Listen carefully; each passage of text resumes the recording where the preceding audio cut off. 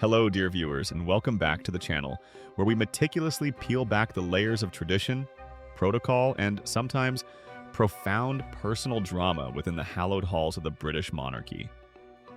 Today, we delve into a story that perfectly encapsulates the seismic shifts occurring within the House of Windsor. A narrative involving devastating demotion, retained dignity, and the most awkward royal protocol imaginable. We are, of course, talking about the two daughters of the former Duke of York, Princess Beatrice and Princess Eugenie, and the extraordinary, almost unbelievable change in their relationship with their father, Andrew. Before we immerse ourselves in the intricate details of royal hierarchy and the stunning consequences faced by the royal family's black sheep, do remember to show your support. Please take a moment to like this video, subscribe if you haven't already, and ring that notification bell so you never miss our deep dives into the lives of the Windsors. Your engagement helps us bring these compelling stories to light. The saga surrounding Prince Andrew and Sarah Ferguson, often affectionately known as Fergie, has cast a long, dark shadow over their immediate family. In the wake of immense public scrutiny and undeniable personal humiliation, the consequences of their actions have reverberated throughout the monarchy, forcing their daughters, Princess Beatrice and Princess Eugenie, to maintain an understandably low profile. These young women, who are carving out their own successful paths, have been forced to navigate a minefield of public opinion and media attention due to the spectacular downfall of their parents. However, amidst this public ignominy, a fascinating and deeply telling change has occurred in the royal pecking order, one that reveals the rigid, often unforgiving nature of royal protocol. It is a change so dramatic that it mandates a shift in physical deference within the family itself. Let us first revisit the official decree that fundamentally altered Prince Andrew's existence.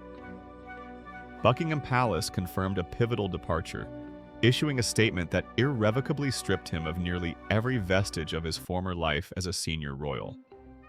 This was no mere slap on the wrist. It was a total professional and ceremonial excision. Andrew was divested of the style of His Royal Highness, or HRH, a designation that signifies a close relationship to the sovereign and demands a specific level of deference from the public and staff alike. Furthermore, he was stripped of his principal titles as a duke and a prince. While the title of Duke of York is technically dormant, his ability to use it officially was curtailed, and the designation of prince became merely a birthright name, devoid of the official style that commands respect. But the removal went far deeper than just titles. King Charles III, in a move that publicly shamed his own brother, also rescinded two extraordinarily significant honors that are cornerstones of the royal system: the Knight of the Garter and the Knight Grand Cross of the Royal Victorian Order. To understand the weight of these losses, one must appreciate the prestige they conferred, sir. The Order of the Garter is the oldest and most senior order of chivalry in Britain, dating back to the Middle Ages. Its members are chosen personally by the sovereign and are considered the highest echelon of non-hereditary nobility. To lose the Garter is not just to lose a medal, it is to lose a place at the monarch's most sacred ceremonial table. Similarly, the Knight Grand Cross of the Royal Victorian Order, or GCVO, is a personal gift of the sovereign, recognizing distinguished personal service to the monarch. Having these honors removed was a clear, unambiguous statement from the crown that Andrew's service was no longer deemed acceptable or worthy of recognition. The official documentation now dictates that the disgraced brother of the king will be formally referred to simply as Andrew Mountbatten Windsor. This surname, combining the names of his father and mother's houses, is the standard designation for non-titled members of the family, a stark contrast to the grandeur of His Royal Highness the Duke of York. Yet, in a fascinating twist of fate and protocol, his two daughters, Princess Beatrice and Princess Eugenie, have retained their cherished titles of princess. Their status, derived from their birth as grandchildren of the late Queen Elizabeth II, remains intact. This retention of title means that even as their father has descended into the status of a commoner, at least in terms of official rank and style, his daughters maintain a defined, elevated position within the formal structure of the royal family. And this is where the profound awkwardness and the jaw-dropping protocol shift begins. While Beatrice and Eugenie might still face scrutiny due to the associations with their parents, Their personal rank within the royal hierarchy has been unexpectedly elevated relative to their father. They have received what we might term a significant protocol bump. According to the insights of acclaimed royal biographer Robert Hardman, a true expert in the arcane rules governing the monarchy, this elevation has led to a stunning, almost unthinkable requirement. Hardman confirmed that Andrew will now be required to bow to his own daughters as part of the strict royal protocol, given that they now possess a higher rank within the royal family structure than he does. In a candid podcast interview, Hardman, while discussing the nuances of Andrew's demotion, confirmed the mechanics of this situation. Since Andrew has been officially reduced to the status of a commoner, stripped of his HRH in the formal princely style, he must now defer to those who still hold it. Hardman noted with dry amusement that Andrew probably will have to perform this gesture of respect toward his own progeny.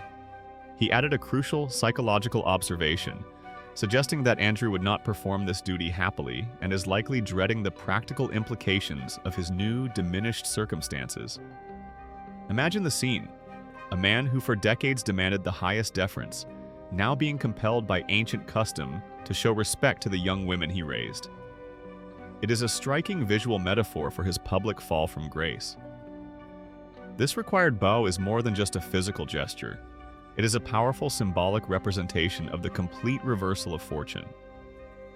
It underscores that in the rigid world of the monarchy, protocol trumps personal relationship when rank is concerned. Beatrice and Eugenie, though non-working royals, are still recognized as princesses, and in the absence of their father's royal style, their rank now comfortably exceeds his. This profound change in required familial deference becomes even more potent when contrasted with Andrew's documented past behavior that highlighted an almost obsessive demand for respect and adherence to his elevated status. Royal biographer Andrew Loney, who published the extensive and revealing book entitled About the Catastrophic Fall of Both Andrew and Fergie, offered detailed accounts of the former Duke of York's notorious arrogance. Lowney painted a picture of a man utterly convinced of his own importance, a man whose expectations of his household staff bordered on the theatrical and the absurd. Lowney recounted instances where the Duke's imperious nature was on full display. If a member of his staff made even a slight error in addressing him, perhaps forgetting a title or failing to use the full, proper style, Andrew would not tolerate it. Instead of correcting them gently, he would command them to leave the room entirely, walk back in, and greet him again, correctly, using his complete litany of titles. This was a man who demanded perfection in deference, expecting his staff to treat him not just as a boss, but as a minor deity. This backdrop of extreme entitlement makes the current requirement, that he must bow to his daughters, a truly exquisite irony of fate. The man who forced others to repeat their greetings to ensure proper respect is now the one forced by royal decree to humble himself before his own children. But wait, the saga of Andrew's resistance to his new reality does not end with official protocol.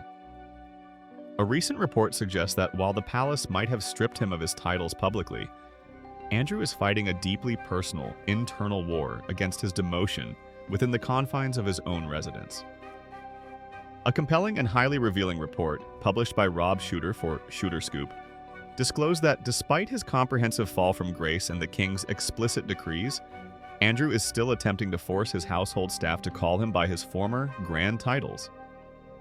This is not happening in public, but within the secure private walls of Royal Lodge, his residence near Windsor Castle.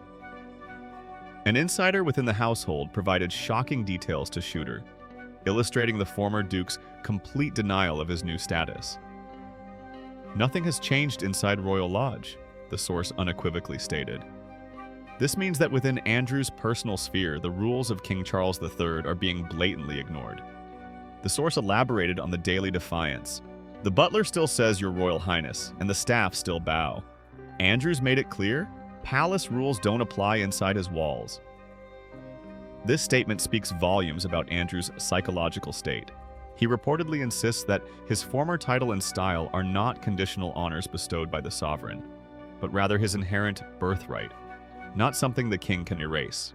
This defiant stance transforms Royal Lodge into an autonomous zone, a private kingdom where Andrew attempts to maintain the illusion of his former power, He is, in effect, creating an alternative reality where he remains the Duke of York, His Royal Highness, commanding the same level of obeisance he always expected.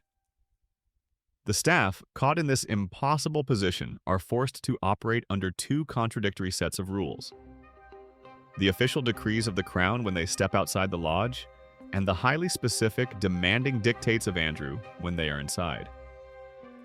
The use of Your Royal Highness inside the residence is a direct, albeit silent, act of rebellion against the king and the firm decision made by Buckingham Palace.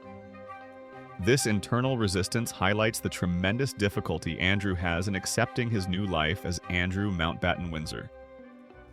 His insistence on the continued use of HRH and the mandatory bowing from his employees underscores his deep-seated belief that his status is immutable, a divine right rather than a privilege tied to service and good standing. Now, let us bring this narrative full circle back to Princess Beatrice and Princess Eugenie. While their father attempts to cling to his past glories by forcing his staff into an elaborate charade, the daughters hold the actual, tangible rank that Andrew so desperately craves. Imagine the complex family dynamics at play. When Andrew visits his daughters or they visit him, especially in a setting where formal protocol might be observed, or even where staff are present, the tension must be palpable. If Andrew adheres to the official protocol set forth by the king, he must bow to his daughters. If he insists on his daughters bowing to him, he is not only breaking official royal rules, but also placing his daughters in an incredibly difficult position, forcing them to choose between respecting their father's wishes and adhering to the crown's law. The fact that Beatrice and Eugenie have maintained their dignity and their titles is a small victory for them in a period defined by familial disgrace. They have continued their philanthropic work and their family lives, Beatrice with her husband Edoardo Mapelli-Mozzi and Eugenie with Jack Brooksbank, all while maintaining a careful distance from the public storm surrounding their father. Their retained position means that in terms of sheer rank, they are now indisputably above their father. They are the representatives of a stable, albeit non-working, branch of the main royal line, while Andrew is essentially an appendix that has been surgically removed from the core structure. This entire scenario, the stripped titles, the retained princess status, the mandatory bowing, and Andrew's internal defiance, serves as a powerful lesson in the unbending nature of royal protocol. It proves that even the closest blood ties cannot override the hierarchy when the crown decides to enforce discipline. For Andrew, the requirement to bow to his daughters is perhaps the ultimate, humiliating consequence of his actions. It is a daily, or perhaps just occasional reminder that the institution he served for so long has utterly rejected him. This episode forces us to reflect on the nature of entitlement versus earned respect. Andrew Lowney's accounts show a history of demanding respect, yet the official protocol now mandates a gesture of respect from him. The contrast between his past arrogance and his current mandated humility is a striking study in the severe consequences of public scandal. The narrative of Andrew's continued insistence on being called but Your Royal Highness within Royal Lodge also raises serious questions about his understanding of the gravity of his situation and his willingness to accept responsibility. By attempting to create a bubble of denial, he only prolongs the internal conflict and makes his eventual full acceptance of the king's decree that much harder. Ultimately, the position of Princess Beatrice and Princess Eugenie is secure, if complex. They retain their status and their position in the line of succession, and they are afforded the deference their father once enjoyed. For them, this protocol shift might be deeply uncomfortable, but it is a testament to the fact that the monarchy recognizes their innocence in the affairs that led to their father's demotion. This event certainly gives us much to reflect upon regarding the power dynamics within the royal family and the absolute authority of the reigning monarch to redefine roles and relationships, even those bound by blood. The sight, whether real or imagined, of a commoner father bowing to his royal daughters is a historical footnote that perfectly captures the severity of the former Duke of York's fall. What are your thoughts on this truly extraordinary twist of royal protocol? Do you believe Andrew will genuinely adhere to the rule and bow to Beatrice and Eugenie? Or will his documented arrogance prevent him from performing this required gesture? And what about his defiance at Royal Lodge? Is this understandable denial or a further sign of disrespect to the crown? Please share your opinions in the comments section below. We always appreciate hearing your insights on these complex royal matters. Don't forget to like this video if you found this deep dive informative, subscribe to our channel for more exclusive royal updates, and join us for our next detailed analysis of the events shaping the future of the British monarchy. Thank you for watching, and until next time, take care.